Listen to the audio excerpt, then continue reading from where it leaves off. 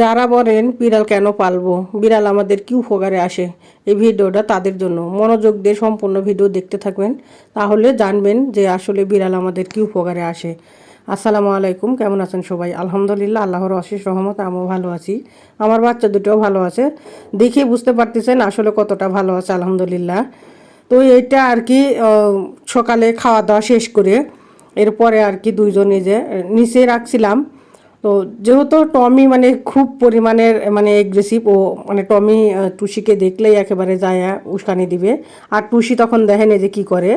তো এর জন্য আর কি যেহেতু পেট ভরে খাইছে, খাওয়ার পরে আমি দুইজনকে নিচে রাখছিলাম, দুইটারে যাতে আমি আলাদা আলাদা রাখছি, যাতে একটু পেটে খাওয়ানটা মানে ভালো মতো আর কি স্থিরভাবে হয়। তো যাই হোক, একটু পরে আর কি যেহেতু আমি বসে আছি একটু, তখন আমি বিছানায় দিছি, আর টুসিও মানে বিছানায় আমি খাটের একটা লাস্ট পর্যায়ে ঘুমাইছিল। আর আমি ওকে দিছি, যেহেতু আমার টমি আমার মাথার কাছে সবসময় ঘুমায় থাকে, তো সেক্ষেত্রে ওকে বালিশের কাছে দিছিলাম। ও কি করছে, দেওয়ার লগে লগে ও একেবারে ঘুমে কিন্তু ব্যবহারে ছিল। ও বিছানা দেওয়ার লগে লগে সুন্দর মতো উঠে একটা টুক টুক টুক টুক করতে করতে যায়। এই যে দেখেন কি যে অবস্থা করতেছে দুইটায়। আসলে যতটাই মন খারাপ থাকে না কেন, শরীর খারাপও থাকুক না কেন, যত ডিপ্রেশনে থাকেন আপনার কখনোই আর এই ডিপ্রেশন মনে হবে না, মন খারাপ থাকবে না।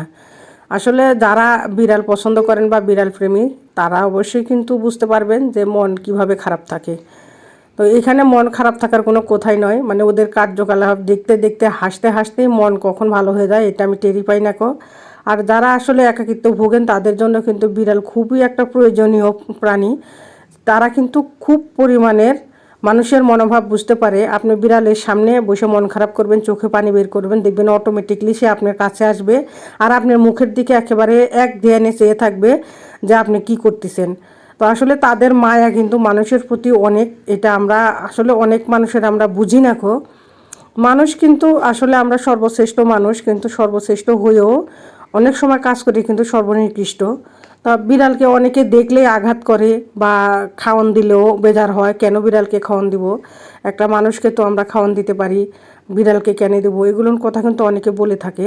আর হচ্ছে বিশেষ করে মানে ভাড়াটিয়ারা যদি বিড়াল পালন করে, আর সেই বাড়িওয়ালারা অবশ্যই এগুলোর কথা বলে থাকেন।